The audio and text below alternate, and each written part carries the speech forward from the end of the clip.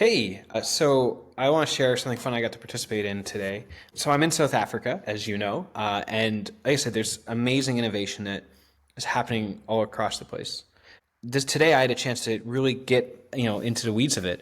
So my friend Almero, who I can't say enough amazing things about Almero, he's super cool. You should definitely come visit him here in South Africa. So Almero invited me into something called the Innovation Huddle. So this is a group of representatives from every single department in the Western Cape who are working on innovation within their particular department.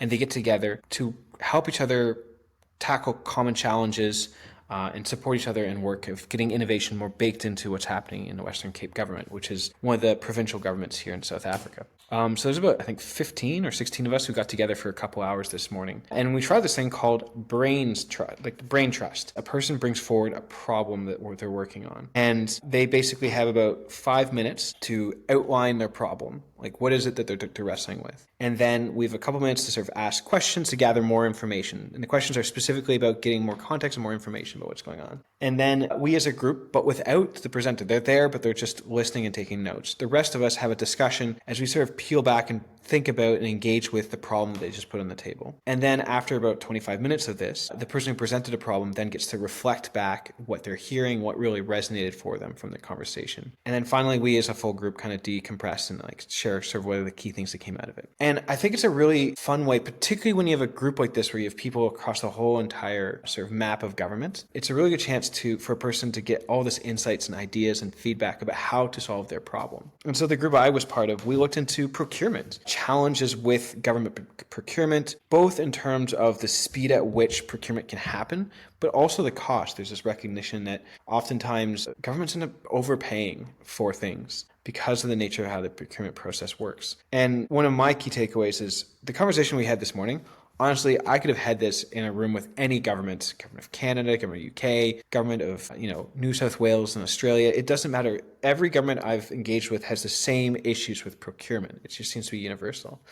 But the thing that was fun was just seeing how people kind of engaged and came up with different ideas, whether it's like, do we develop a community of practice? Who are the people who have real decision-making power on this? We talked about how Treasury Board and the people who enforce compliance on procurement processes are really key, but often not involved in the challenges with the procurement process. But then also the auditor, the office of the auditor becomes this hugely important role in all this. So can we get everybody into the room to collectively try to solve this problem? We talked about sharing best practices and ideas. What are things that people are learning, not just in the Western Cape, but around the world? If this is a common challenge, are there really cool, innovative ideas that people are doing that can inspire the Western Cape in the work that they're doing around this, which I guess is where I come in and try to help spread those ideas. Also, just like skill development. Most people don't really understand procurement. And the more you understand, the more you can use it and be more effective with it. We also talked about getting more political involvement into the procurement issue and how important that is to sort of removing barriers. And particularly recognizing that procurement can be an incredible vehicle for job creation, incredible